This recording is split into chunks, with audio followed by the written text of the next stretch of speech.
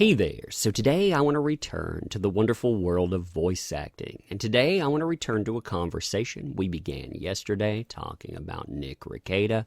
But also, this ties into a larger conversation. You know, that thing that we've been talking about with VIC. Now, I've seen a lot of people on the other side of this so-called conversation. You know, when we go back and forth, and I call it so-called because imagine this. If a person sets something on fire, like say a theater, and you arrive trying to put it out, are both sides equal in that? No, of course not. So when people are going out and burning someone's life down and you're trying to stop and remedy that somehow, saying, hey, where's the proof? We're probably not equal, but I digress. So people in that conversation on that side, they say, hey, look at all these voice actors that haven't stood up. Look at what they're implying with that. If no one in your field will stand with you, doesn't that say that you're a reprehensible person? Now, the answer to that, in my opinion, is no. What it says is that people are scared to actually stand up because these folks, they will take aim at your livelihood. They will take aim at not only your reputation or your good name, but also your occupation. They will try to remove you in any way that they can. Point in case, here's REKIETA. Now, REKIETA has been one of those people that have been very vocal about standing up for VIC. In fact, he's talked about discussing things with him, giving him the good word. And also remember, this is the guy that stood up and said, hey, we need a GoFundMe. We need a good lawyer. We need to get the word out and to say this is something that we need to stand with. Well, if you look here on his social media, you'll notice that he was targeted, a 12-hour ban. Why? Because he threw something out there. Some people say, even though that's there, even though context should matter, well, that doesn't look good. Okay, well, if you're one of those people, after Nick returned, if you go and you look at people that were trying to bait him in, talking about Nick getting suspended for saying he would dox everyone, you would expect lawyer to do better.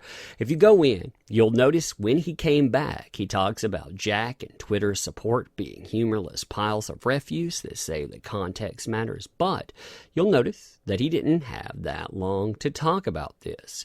Why? Because he was suspended again. Now, there were some people out there that were saying, well, he probably got suspended because he was going at people like Shane. I mean, Shane's a little bit touchy, and I agree. That guy, he does not have humor. However, that's not the reason he got tagged out. Oh no, the reason that he got tagged out in it was because he dared to post something back in 2017. And now that you have the virtuous, the right thing crowd digging through everything you've ever seen, ever said and on, yeah, those folks, they try to basically hold you to a standard. They, of course, don't promote, but hey, again, we're talking about another ban. Again, why would people want to stand up for someone when this is the thing that folks get just being on the periphery? Not only that, when we're talking about the folks that are taking aim, like I said, Shane here, for example. Shane, think about who this guy is. This is a guy who represents an anime con. This is a guy who has been tied, self-admittedly to getting rid of evidence. He's been part of cons that have gotten rid of that. He is someone that represents a commodity and thinks, hey, while representing said commodity, I can go out and I can attack with impunity. I think that says something, too. When people think not only that you're going to come back time and again and give money, but also beyond that, hey, this thing, I can represent it. And it doesn't matter because this community out here, they're going to allow me to act like that. They're going to not ask me to act right. Yeah, interesting stuff there. Also, when you look at those shots at reputation, you'll see people like Jamie Marshy here. This is a parody account of Ron, but still, Ron himself and other people, they have gone out and they have called this man a blackface lawyer. What is the indication within that statement? What are they trying to imply? Well, of course, they're trying to say that dude over there, that guy, he is a racist. Therefore, you shouldn't look at him.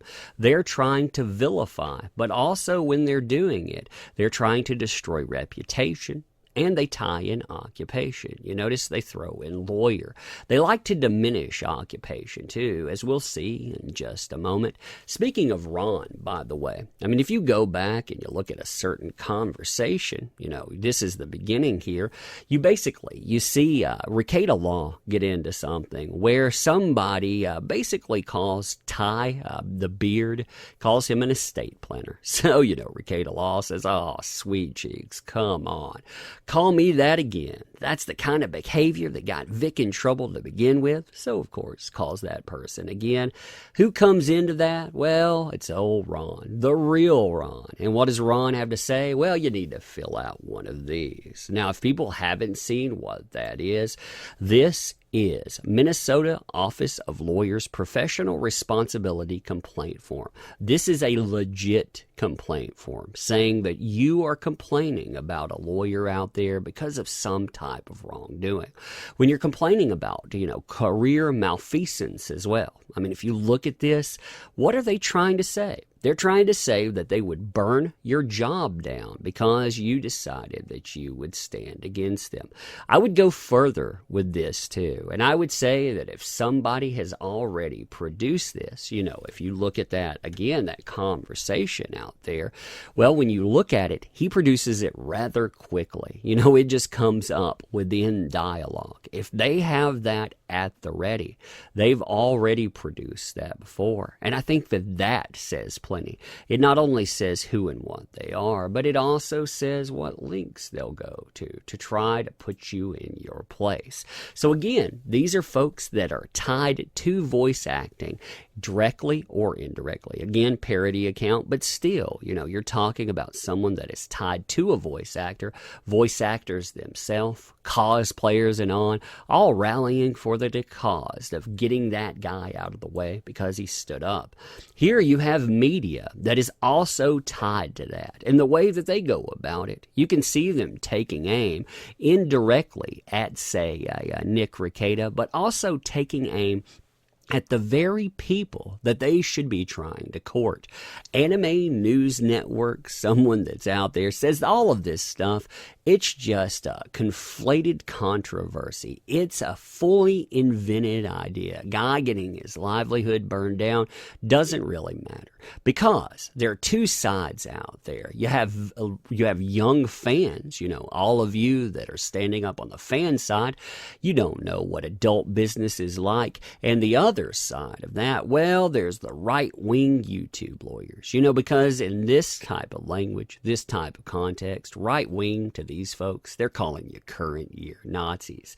They say that you need to go out there, you need to ignore those folks because it doesn't matter. No irrefutable counterpoint can be made that will make those YouTubers grow a conscience. None of you can hear it because you're too young. You're just listening to those older Pied Pipers singing you a song, telling you your rage is okay.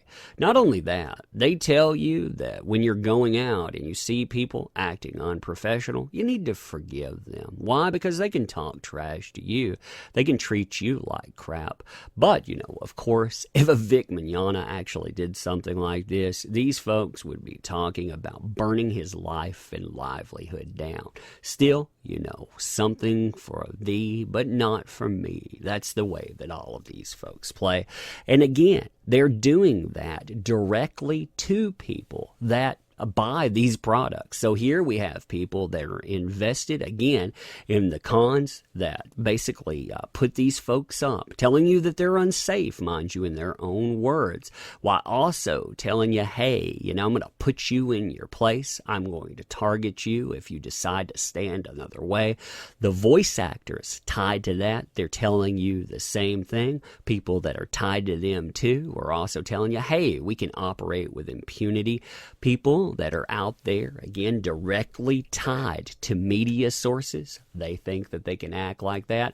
You have this indirect message here. I mean, when you look at this, people are saying, hey, you should listen to that guy out there, that REKIETA law. He's a professional, he has very little experience as an attorney. He's just an attorney. But, just having a law degree is not that impressive. Apparently, you don't know what goes goes into actually being a lawyer and doing all this, just having a law degree. Ah, yeah, of course. The gospel of minimization. That's the way that you play. Again, attacking reputation, attacking occupation, all in one.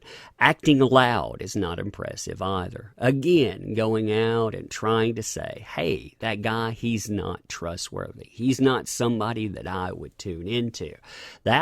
It's pretty much voiced all across this. And again, this is simply an attack because someone, number one, called a dude a friend. I mean, terrible stuff. Also decided to hold these people accountable. I mean, when you get into that, they definitely need to be held accountable. And this guy, he said, yeah, let's do that. And beyond that, too. You know, he's actually has the audacity to stand up and well, put these folks in their place. Those folks, if they would take aim at you like that, why would you expect people that are actually directly tied to that? They actually have their livelihood tied to it. Why would you expect those people to stand up? I mean, many of them, people that you would expect to have, they've remained silent. And well, when you look at this, like I say, what do you expect? But I see Nick REKIETA being attacked all the time, too. I hope people definitely tell them that they appreciate him. They appreciate what he does. And well, again, context does indeed matter. It always matters in this and beyond. That's why this stuff is important. But anyhow, you let me know what you think about all of that.